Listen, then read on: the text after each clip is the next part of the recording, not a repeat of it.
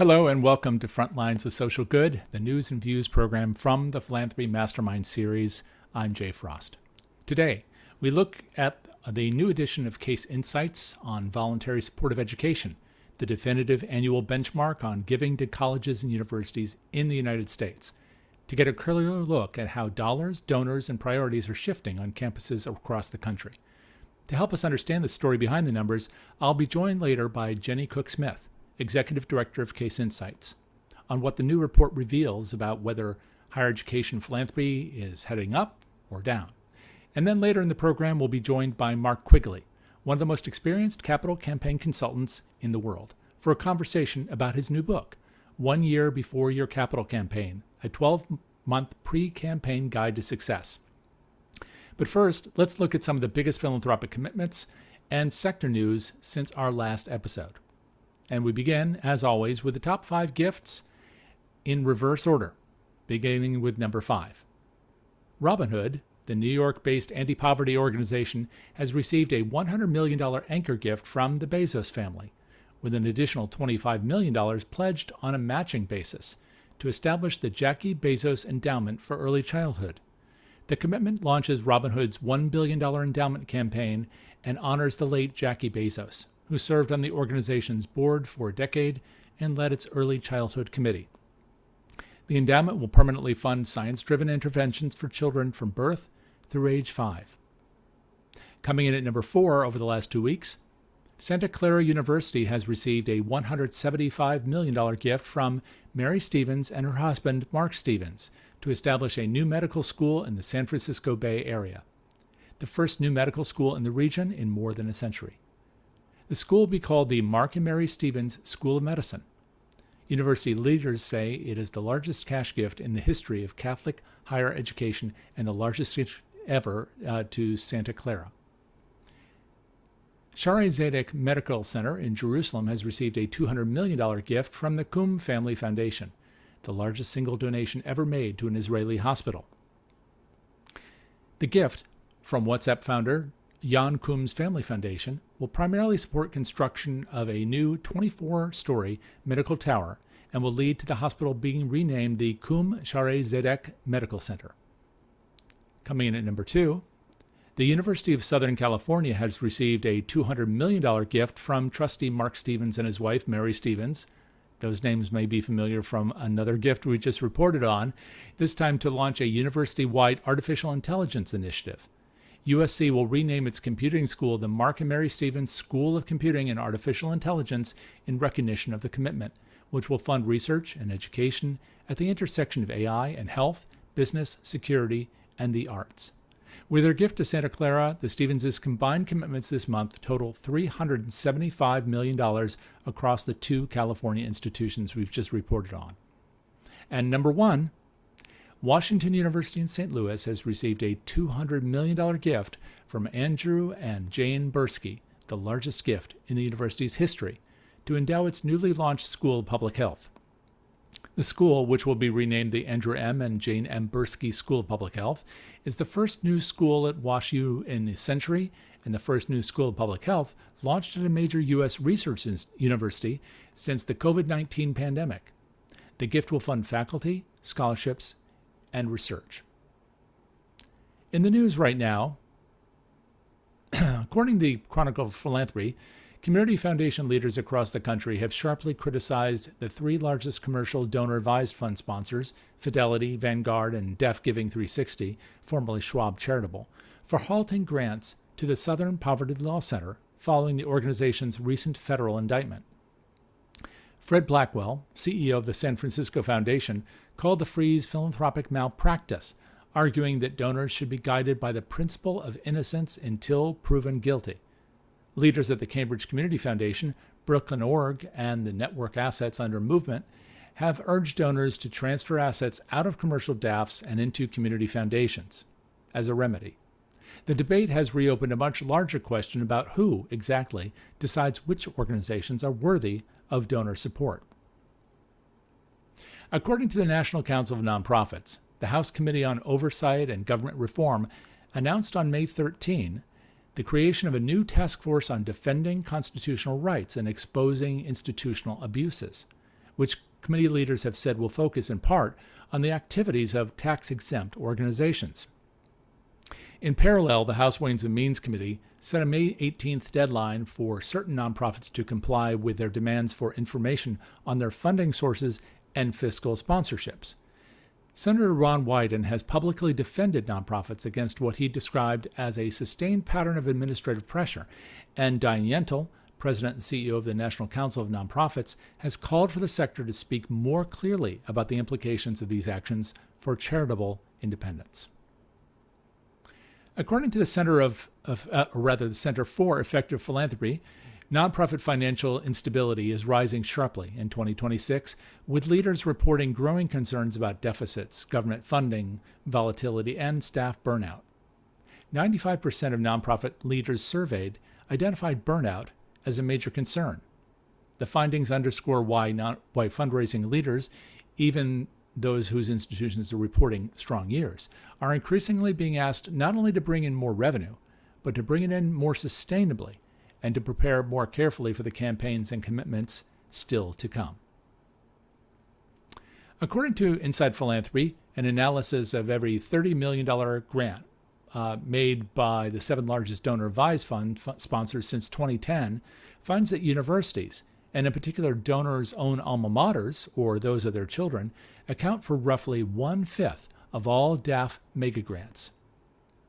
The pattern reinforces a familiar dynamic in American philanthropy, that the largest giving still flows along the lines of institutional affinity and personal relationship, a finding that aligns closely with what Case has long reported about the role of alumni in transformational support of higher education. And that leads us into our final story of the day and the focus of our first conversation on today's show. A new edition of Case Insights on Voluntary Support of Education offers the most comprehensive picture yet of how generosity is flowing to colleges and universities in the United States.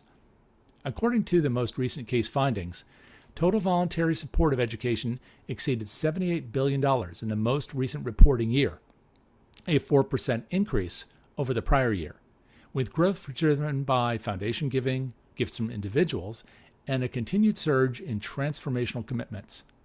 To better understand this study, I spoke with Jenny Cooke Smith, Executive Director of Case Insights and Data Research and Technology at the Council for Advancement and Support of Education, or CASE. She specializes in analyzing advancement trends, interpreting comparison benchmarks, and helping people understand, quote, the stories behind the data. She was the principal author of this study done by herself and her team. Here is that conversation. Jenny, thank you very much for being here on Frontlines today to share information about, of course, the new report. And before I go any further, I want you to say what the report is, because it's been out for a long time, but also consists of a couple acronyms. I want people to understand who the participants are in this data. So can you introduce this new report? Great. Thanks, Jay. And you're right. I mean, CASE in itself is an acronym, so we'll start there. But we are really excited, particularly about our recent findings for the VSE, the Voluntary Support of Education. If we give it the full title, it's the Case Insights on Voluntary Support for Education, looking at that fiscal 2025 year and fundraising. So, of course, we're always a little bit behind, but taking that deep dive into some of what we understood drove some of the trends in FY25. And I'm glad you said that about fiscal. So we're thinking now about educational institutions who are really June? Yes, absolutely. Yes. The vast majority would have been July 2024 until June 2025. Right. And I know that'll be important as people think about what you're going to share now, since the economic environment's changing all the time. And we have a tendency to look at these big reports that come out either quarterly or just at the end of the annual year, or the end of the calendar year. So what we're going to look at here is a little bit different, but really contributes to it, especially since education's such a big piece of the philanthropic pie. And maybe that's a place to start, which is, I know the headline on this report, at least by some of the people on the outside, has been, look at the money. It's $79 billion in giving. So there's a lot more to it than just the money, but let's start there. So $79 billion, is that, first of all, is that a surprise for you? And how does that track against maybe where things have been in the past years? Sure. So it's a complex answer, I would say, as we think about that $78 billion. I think at the end of the day, On one hand, no, because one of the things that we understand the more that we work with our members is really the ability for philanthropy to solve, or for education to solve, so many of society's questions and needs. And so when we think about this idea of giving through our institutions to really make change, it in some ways does not surprise me that we're talking about quite a large amount of money overall, that 78.8 billion, as you mentioned. That being said, we did actually refresh our own methodology this year. You know, we felt like that we had some new methods of doing so. We are always trying to understand our current survey population. And this was actually a little bit higher than we had previously anticipated. So I think it's a really great story that we look at this idea of donors in this country absolutely are still very much in support of higher education and really thinking about how philanthropy can truly change lives as we look at particularly the results within this survey. Is that a question? I mean, before you come out with a report like this, are people asking, at least asking you, do people have an appetite for giving to education?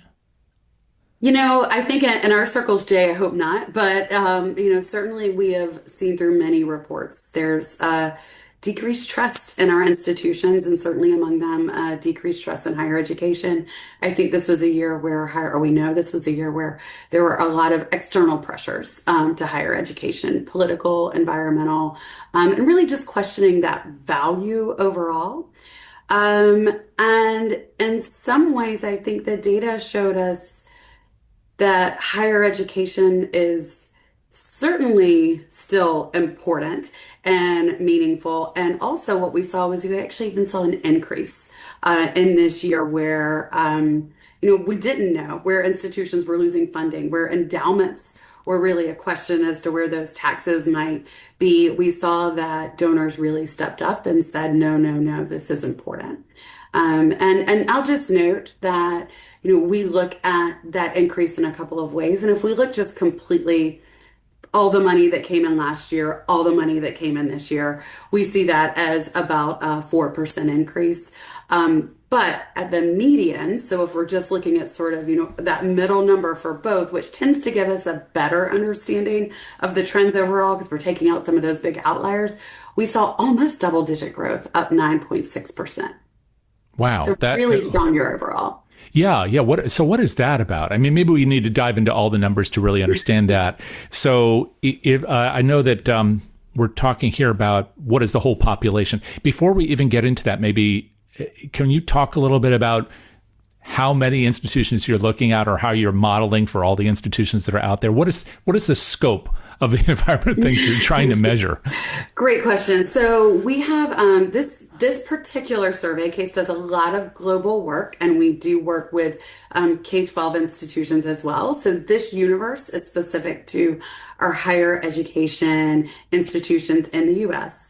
And we had 670 of those institutions that responded to the 2025 survey. And so that's such a large portion of institutions in this country that we can use that to calculate an estimate of how much we believe that really represents when we look at U.S. education philanthropy overall. About how large a percentage is that of the total number of institutions? I don't know how many there are right now. So, we actually tend to look at it from the dollars raised. And what we see is that the institutions that are submitting to this survey raise about 70% of all of the revenue in the U.S. Oh, wow. So, okay. So help me understand that part, because if you've got that number of institutions, but I think CASE has, a membership of, is it over 5,000? We're around 3,000 members. 3,000. Worldwide. Excuse me. Yes. So it's a big chunk, but it's even more of the revenue than exactly. And if you think about it, it makes sense. We have many institutions out there, and we most likely need someone that is full-time in advancement, that has that hat, particularly that maybe is on the operational side. And so it's one reason we build this estimate, because we know that institutions that are able to submit to this survey are going to be those institutions that on average are probably raising more than those that are not participating. Okay. So now, But a plug that we absolutely would love institutions to take part. And we do have a short version that we've really worked to make accessible to institutions that maybe don't have as much time and resources as some of the larger ones here in the country. well, in fact, maybe that's something we can dive into later or even in another conversation in the future about the impact of staffing. I know that one thing we'll talk about today is the impact of enrollment questions, but we'll get to that. But for those institutions that did participate, that's a very large number, and certainly, as you said, represents 70% of the economic pie. So that's all great. But how does it break down in terms of the bigger institutions, smaller institutions, and that sort of thing? What are the key numbers that you're seeing in the results? Sure. So, and I should add, Jay, that what we've put out right now are our key findings, and this is really the story the data told us this year. And you'll see in those findings there are places where we allude to the full findings to see all of the details. Those are going to be coming out in the coming weeks, and it's actually an online publication that can be purchased. And in that, we will do all the slicing and dicing that one could even wish for. And so we'll look at things like the public, the private, the institutional type. I'll say Carnegie class. I will say Carnegie changed so much that we are using the more traditional bachelor's, master's, research, doctoral, etc. For our classifications still. But I want to talk a little bit. It wasn't as much big and small this year as it seemed to be public and private institutions. And so one of the things that we saw is that when we looked at where the money was going to, in 2025, there was this shift to more current operational support. And therefore, what that meant is there was a shift slightly away from endowment. And we can interpret this in a couple of ways. One is we did actually see a growth in unrestricted giving. The only other year in recent times that we've seen that, because I think we all know that a trend is, people aren't necessarily moving in the direction of trust you, or I trust you, take my money. But what we start, if we put these pieces together, one thing that we're wondering is, we've ruled out Mackenzie Scott because her big gifts are going to hit in the 26 year. But that at a time where there was a lot of conversations about decreased funding, where we had decreased funding in research, where we had institutions that were saying, we're getting it from a lot of ends, that I think our donors and particularly our alumni really stepped up and supported institutions. And so this unrestricted giving increase to me is a sign of trust more than anything else. On the flip side of it, endowments were in question a lot. I remember about this time last year, we were talking about, will an endowment tax be anywhere from 10% to 21% more? Will it affect just a couple of Ivy League institutions, or will it affect, a large swath of our institutions? And working with our friends at NACUBO, where they also saw that not only was there a decrease in giving to endowments, there was also a decrease in, an increase in taking from endowments. So thinking about those pieces together, it feels like that's some of where we're seeing those external pressures start to give us some insight into the data. Now, I mentioned the public-private. That change I just mentioned was really specific to private institutions. Overall, our publics kind of kept the same pattern that we saw in the previous year. So that's one of those that, to me, if I'm at a private institution, I might want to dig a little deeper and see what might have impacted those trends. And you did allude to the Mackenzie Scott money, which is not a part of this consideration, and that is significant.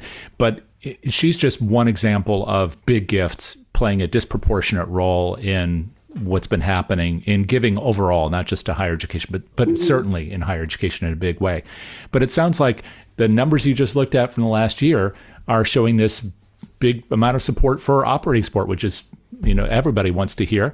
I'd love to hear why you think that's so, but also if you are still seeing the role of major donors playing a disproportionate a role again in the overall giving numbers to higher ed. Sure. And I should add that, unrestricted dollars still make up about 6% overall. So I am not here to say that we've totally seen that change, but it was an interesting one because the only other year that we saw it go up is when Mackenzie Scott, I think, what was it, FY21, when she dropped those big unrestricted dollars into higher education. So just interesting to see that. I think we decided needs more research and understanding. But I would say, to your question around the impact of major giving, this year, we in particular, in our key findings, again, in trying to understand the story, this was a question we had, and we looked at it in a couple of ways. The first is, in the last couple of years, CASE has started collecting not just the largest donor totals, so understanding, what those largest amounts are each year, but some giving level data as well. And we've gotten that now in a way that we could start to answer a question that I think many of us anecdotally have been talking about. And I think for many years we've known the 80-20 rule was dead. We've heard 90-10. And what our data actually showed is it's closer to 91, or technically 89% of the dollars are coming from just 2% of the donors overall. And Jay, that's at the median. So I think this is one of many clues telling us that times may be good when we look at the dollars that are coming in, but knowing that we've seen this long-term decline in donors across all sectors, we looked at that specific to alumni donors this year, and we certainly saw the same trend as has been reported in every other sector out there. And I think it's just pointing to potential pipeline concerns. Right. Pipeline is the next thing I wanted to ask you about. So are we looking at a decrease in the overall population of donors, or are we just looking at the donors who are giving, maybe many giving proportionally less than these major donors who are giving so much? Well, in our data, what we saw when we looked at alumni donors between 24 and 25 is that we had fewer alumni donors in 25 under the $1,000 level. Okay. So it's not as much as major donors, but it seems like once we hit what I think many of us would put a leadership annual giving, at least threshold, we tend to, I'm going to say, keep them. We did not specifically look at retention rates, but all of the data supports that, once a donor hits 1,000, they sort of, no matter where we're talking about Harvard or my alma mater, University of South Carolina, their numbers are going to be about the same. And so I think we're keeping them at that level. Under that, we are just seeing that struggle on broad-based giving. Now, I'm telling you that overall, there are absolutely programs that are focused on engagement that have done some really exciting things around their giving days. We've just released some giving day research that we did in partnership with AlmaBase.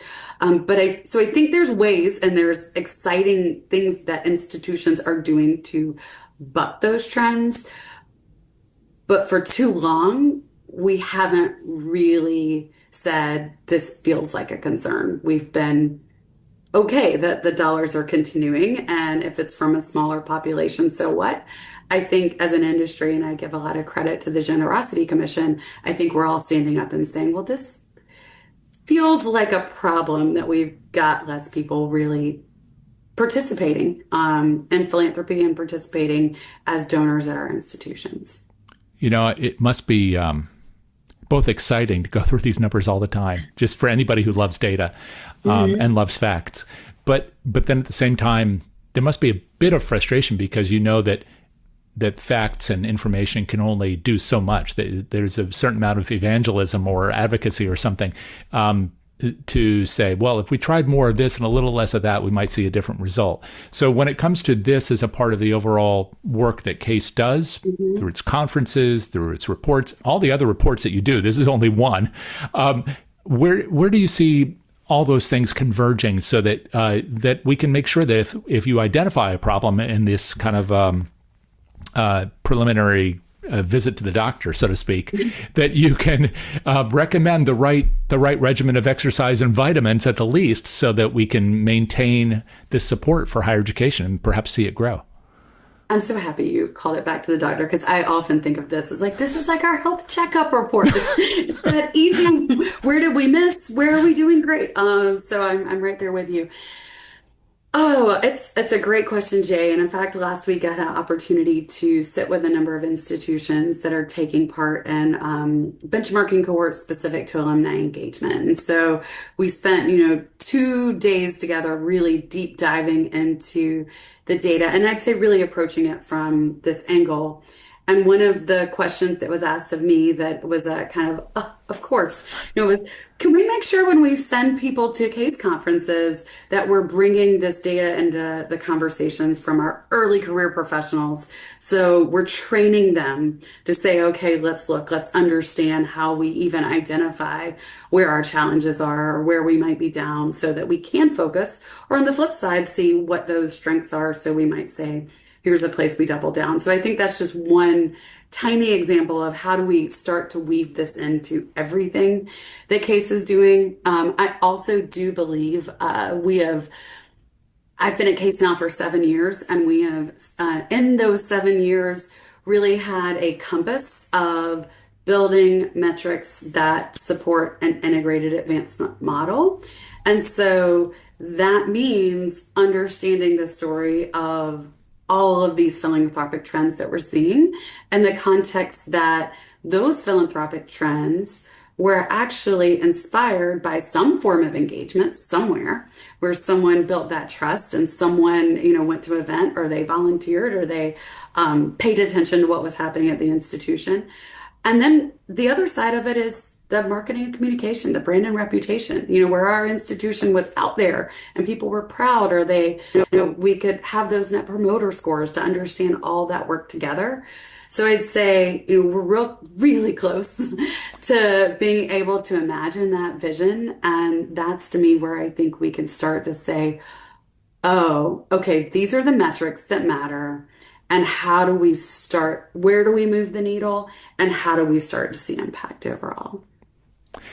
And as I said before, this is just one report. It's a really big one, an important one. But you, before we went live, did reference this other report that you're doing about enrollment. So what's coming up that we need to pay attention to, and perhaps not just in higher ed and independent schools, but across the whole philanthropic marketplace? Because I do believe this data tells us all something.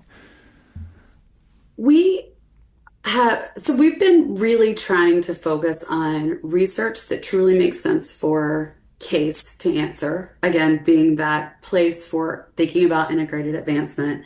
And to do that, we have a group that we call our commissions, and their role is really to help us understand what are those future horizon issues that we need to be thinking about now. And one of those issues that emerged really to the top of that conversation is around enrollment. And so probably around 18 months ago, we started a partnership with Campbell and Company, and looking at enrollment pressures. And I'd say that conversation started a bit with the enrollment cliff. And then particularly as we brought in colleagues from the UK, from Hong Kong, from other parts of the world, and we realized enrollment cliff was much too narrow, or demographic cliff, that this is really enrollment pressure. So thinking about all of the various reasons that when we're looking at our enrollment numbers, we're either anticipating that there'll be a shortfall, we've had it, or we have it right now, or in some cases, they've had it already. And one of the things that we're learning, Jay, is in terms of the enrollment crisis, let's say, most institutions felt unprepared for it, but when they looked back, actually felt like they'd weathered the crisis okay, better than they thought they would. In fact, we saw more optimism in that group than the ones that were going through it. So there was one piece of, okay, it will be better. And I think sometimes because it's just having to make hard decisions, I would say we saw overall that really thinking about our philanthropic ask are so critical when you're in any kind of enrollment crisis or challenge. And so we found that institutions that had the most success were those that said, we're going to really expand the programs that the market is telling us they want. And we're going to ramp up and we're focusing our philanthropic efforts on that. They also knew that, they also found that simply the marketing professionals working more closely with advancement was a number one tactic that was really cited across the board as something that worked well. So again, this idea of integrated advancement, we can't just do it alone. It's got to be marching together. And then we saw that, unfortunately, half of programs that were in a challenge did have to close some sort of program, campus, etc. So, I think that's part of the reason we want to do this research is say, what happens when these crises emerge? How are institutions adapting to it? And how can we sound the bell that this is something advancement needs to be paying attention to? It's not just the people that have enrollment numbers and their title overall. So if I think about that impact to society, I think to me there's a collaboration piece that we want to think about. I also think it's how are we making sure that we're not just delivering what's relevant, but raising money for what's relevant. So not just things like, or having the conversations of this is the thing we've always raised money for, this has been our focus, but really trying to continue to align with market demands. And that research is coming out next month, by the way. And all of this does sound like a great argument for not just celebrating resilience when it happens after the fact, but planning for it so we can be resilient when we need to be. Absolutely. Wonderful. Thank you so much for all of this. And I know we're getting just a tiny sketch of the larger report as well as what's currently available in that kind of key findings online right now. How can people learn more about this, but also about all the reports that you and your colleagues within Insights are turning out?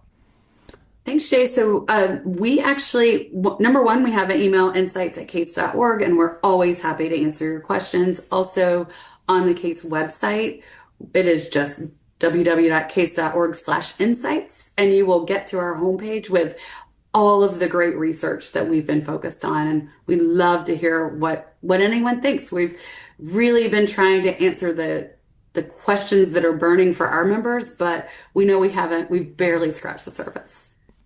Thank you so much. Well, if the first half of our program looked at the macro picture, what's moving, what's growing, and where the largest commitments are landing, at least in higher education, this next conversation moves to the micro, the work that happens before any of those big numbers ever get announced, at least for the transformational gifts. And not just in higher ed, once again, or just the U.S., but to all nonprofits operating virtually everywhere today. I recently spoke with Mark Quigley, who has spent more than 25 years guiding capital campaigns with hundreds of millions of dollars raised across the nonprofit sector. In his new book, 1 Year Before the Capital Campaign, a 12-month pre-campaign guide to success, Mark argues that the year before a campaign goes public, before the feasibility study, the case statement, or even the lead gift is named, is the year in which the campaign is actually won or lost. Here is our conversation. Mark, thank you very much for being willing to talk about your book today. I'm excited to hear about, of course, your approach to this whole issue of capital campaigns, or I should say the year before capital campaigns. So first of all, let you introduce the book and introduce yourself for those who haven't met you. You are Mark Quigley, but then tell us a bit about yourself and of course, the book. Yeah, thank you, Jay, and thank you for having me. My name's Mark Quigley. I run a fundraising and philanthropy consultancy in Sydney, Australia, and it specializes in capital campaigns. Been doing that for just under 30 years. So I have seen a lot over that time frame. Thought I would pop it all into a book, and it's been well received. And it's as you say, 1 year before the capital campaign, and specifically 1 year before a feasibility into determining whether you're ready for a capital campaign. So I'm excited to be here. And I know we're going to talk about definitions. That's important. And the differences between what we mean here, maybe in the United States, what you might mean in Australia. There are different ways of interpreting all these concepts around the world. But before we get into that, I think you already made an understatement, which is that the book has been well received. You went to AFP and the book sold out. So it did. It did. I was very grateful. Yeah, I think it just showed an appetite for a little bit of knowledge around the year before a capital campaign. They are such huge endeavors, and often success takes place years before the first ask ever occurs in a campaign. Right. And just to state the obvious, those were not all Australians coming to the conference to buy your book. So there's a lot of translatability. So all the things we're about to talk about do seem to apply wherever people might be listening to this or watching this, as well as, of course, this general concept about getting prepared in advance. So let's start right there. Why write a book about the year before? Look, it's a good question. I wanted to write a book that was different but complementary to the books about capital campaigns. And this is the only book that deals so extensively with the year before a capital campaign. And like I said in our moment ago, success often occurs years before a capital campaign starts. A mature major gifts program, or relationships with long-term donors, or the long tenure of a CEO and board leadership. And after 30 years, I've definitely seen some patterns in terms of what makes a successful campaign. And it was often occurring before the actual campaign occurred. And so I popped it all in a book, and it's been well received. And I laid it out in a very easy to follow manner, in what to do sort of 12 months out from a feasibility study, what to do 9 months out, 6 months out, and then 3 months out. And of course, Jay, you would know fundraisers get caught up in annual fundraising, and it's the gala event that's not going well, or it's staff turnover, or something along those lines. So there's even an in case of emergency break glass section, which is there if you need it, which I hope readers do not. Well, presumably, if they really do have a good foundation before doing the preparation and launching a campaign, maybe they won't need to break the glass, but maybe you'll get into that later about things that do crop up. Let's talk about those foundational principles first, even before, I guess, the 12-month mark. You said that it's, I guess it's important to have a good foundational, let's say, annual giving program, things of that nature, a good, strong board. Is it possible for an organization to even consider running a capital campaign if they don't really have those pieces strongly in place? It's a good question. And every organization is different, obviously. Every project is different. And so there may be quite unique circumstances that would allow you to move forward where the foundations perhaps weren't as strong as you wished they were. But that, again, relates back to the risk appetite, perhaps, of the organization.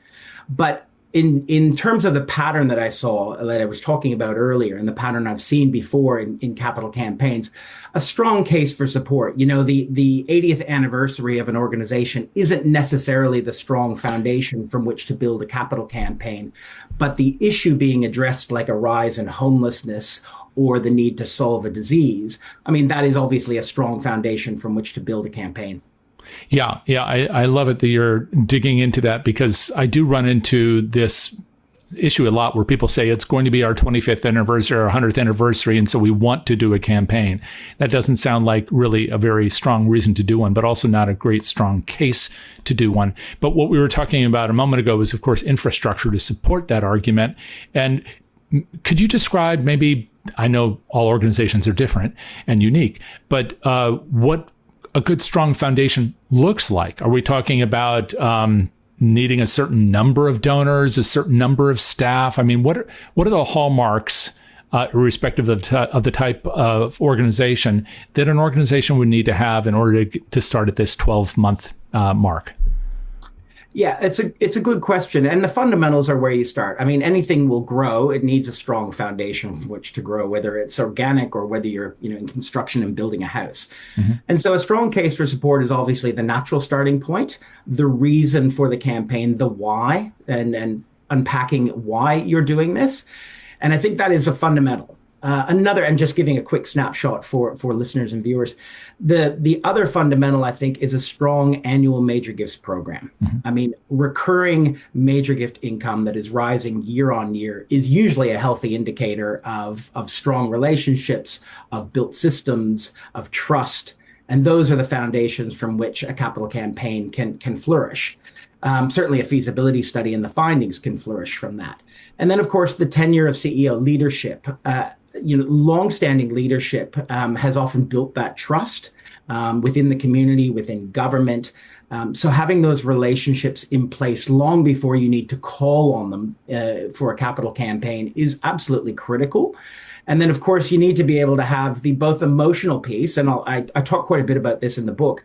From a case for support and a narrative point of view, charities are often very good at conveying the emotional need and the tug on the heartstrings. Sometimes there's quite a bit of work that needs to be done around the financial narrative and making logical sense around why it is that you're doing what you're doing, both from a financial point of view, but also from a services and programs point of view, the reach and the impact that you'll have, and making those numbers stack up when you're talking to major donors. Why is that so important? Look, you can fall over talking to a major donor. You can certainly talk about the need to, say, address homelessness. But if you can't articulate the financial and numerical impact that a new service center will have and its breadth into the community, then you really are leaving a bit of a punch factor with the major donor on the table, because they're saying, of course, we need to solve homelessness. Of course, we need to cure cancer. But tell me exactly the plan and how you're going to do it. And this building is not about the building, obviously. It's about what goes on inside it, for example. So how is that going to be a benefit for the community? And the way to show that, obviously, is not just through the obvious case studies of the story of Joe or the story of Sally. It's to tell it through the numerical storytelling that can occur as well, because some people get excited by the numbers. Yeah, that's definitely true. It seems like you have both audiences. Whenever you share a case with people, you'll have some people who want to see the bullets and the executive summary, and others who need to hear the story. But let me ask you about the impact piece. You just described different ways of demonstrating the impact in a case. Have you seen the importance of that demonstration of impact change over time? You mentioned that you've been doing this for several decades now. Have you seen the audience for and the appetite for different kinds of information, the way it's conveyed, change or evolve? Certainly evolve. The level of sophistication and the due diligence required to receive these mega gifts. I mean, but whether you're talking higher ed or you're talking more in the traditional charitable sector, in my experience, when you're asking somebody for 7-8-figure gifts, they are applying some serious due diligence to the possibility of doing that. You know, that Daniel Kaufman thinking fast, thinking slow kind of concept. Mm-hmm. If you're asking for $50,000 from a billionaire, there might not be a reason to think slow for that individual. But if you're asking for $25 million and perhaps the largest philanthropic gift that they've ever given, then they're going to apply that due diligence. And I've certainly seen that amplified over decades. And the other comment that I would make, the pattern that I would see, is if you do not apply that due diligence to your significant asks, those really significant asks, and it can be $100,000, but if you do not apply that due diligence to the task at hand, another charity perhaps has, and you suffer by comparison. And so we all know the research shows that most major donors are supporting several causes. And so you have to also think, where are we in the pecking order of their philanthropic interests? And if you rock up to a donor meeting with a $25 million ask and a 2-page summary, that's fine if it's just showing them the highlights. But then you would leave behind a 50-page document that has all the details if you wanted to unpack it. And if you haven't done that, there is somebody that perhaps has, and that might curry favor with the donor because you might look like you haven't perhaps done the due diligence you should have. I have a feeling that as we talk about the next steps here in this process, that maybe that some of that will be more clear about when you want to hand somebody a 50-page packet, because some people might hear that and think, oh, do I have to do that for every single donor? Of course, I doubt that you mean that. So take us to the that starting line, which I know you described as actually where the feasibility study is, and maybe a definition would be in order here. So when you think about a feasibility study, first of all, why is that, to your mind, a part of the campaign, but also what is it? Yeah, it's a good question. And there is, when I was recently at AFPI Con in San Diego, there certainly was a need to unpack definitions. And so let's just look at that. The first is the feasibility study. And it is as it suggests. Is it feasible to raise a large sum of capital for a program or an initiative or something like that?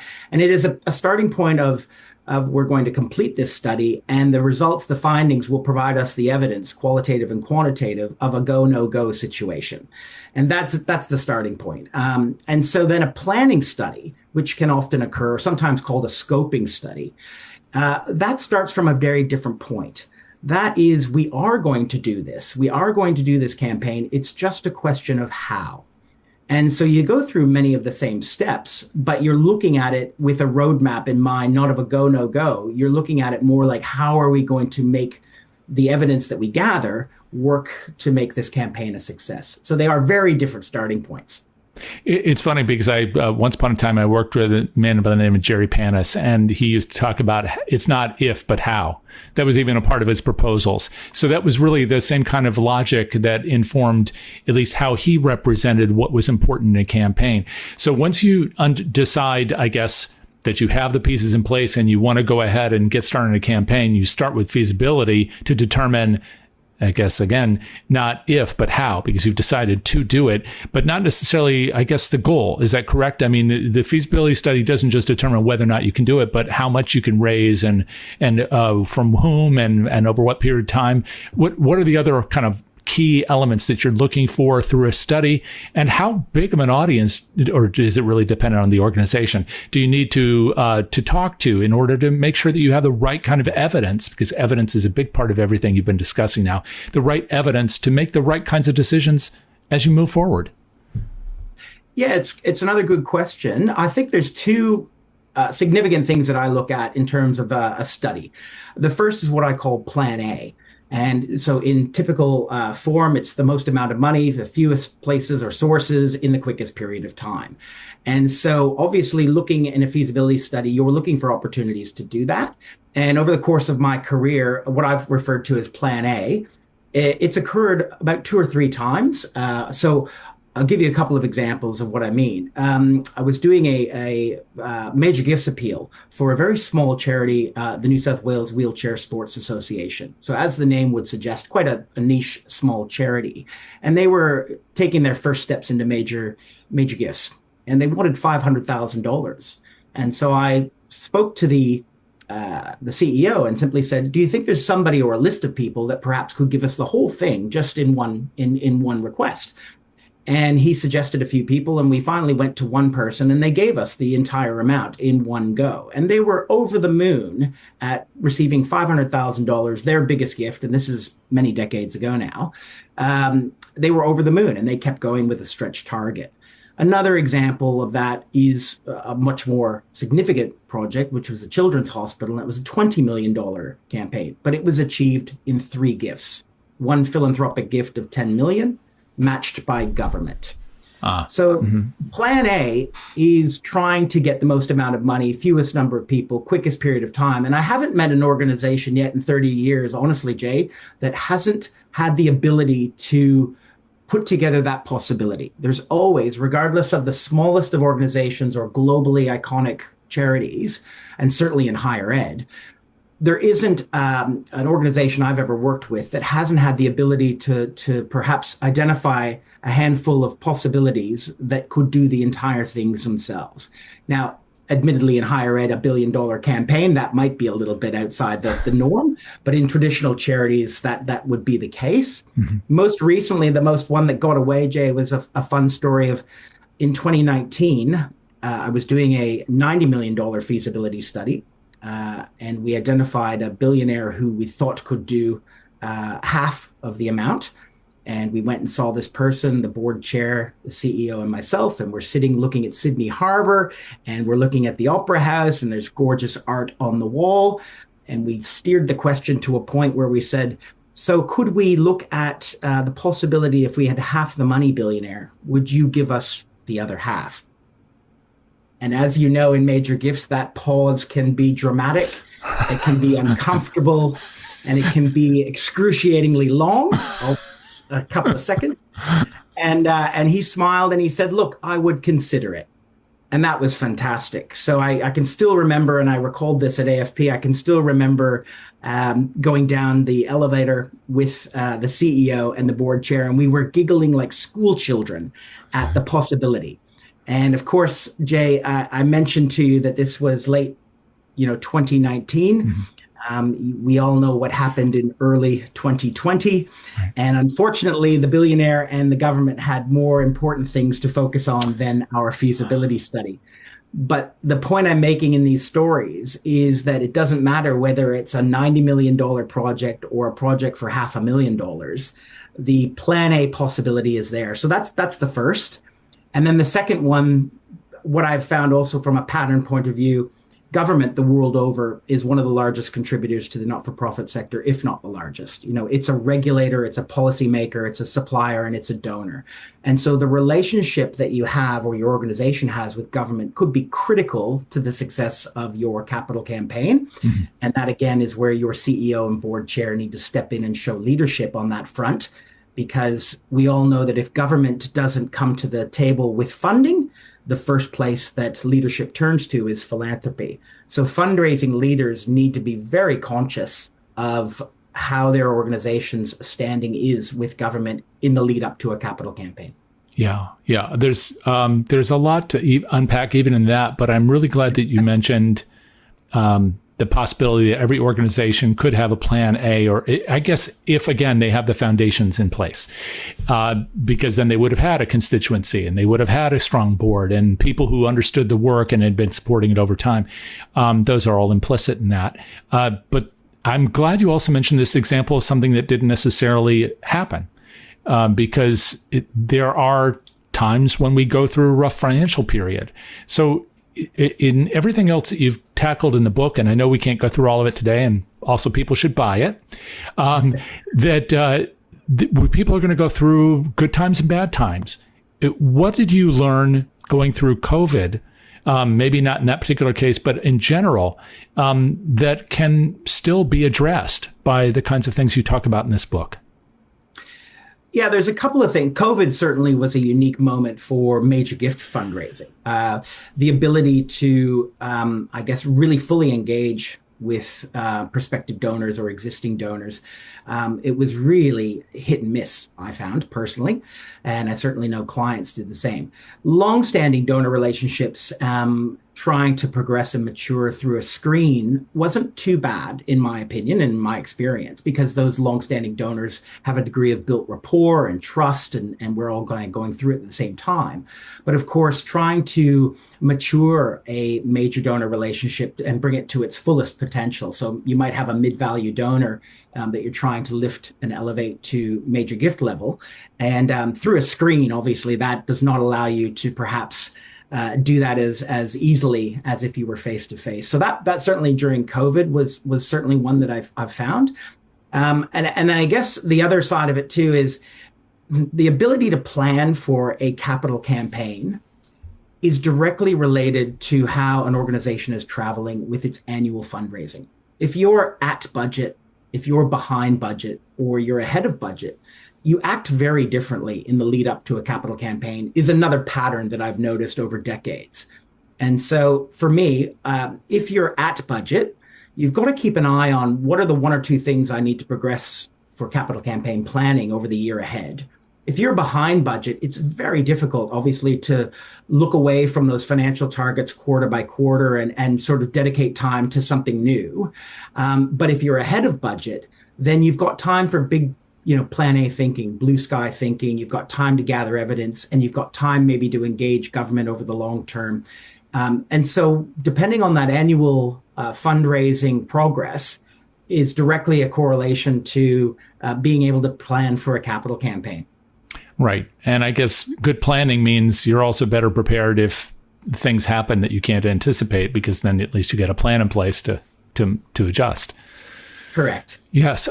So now I know you can't take us through the whole book, but if you were to just give us like a minute to rapid fire going along the Route 66 of what's in here, what would it be from feasibility until you're really out there in the thick of the campaign?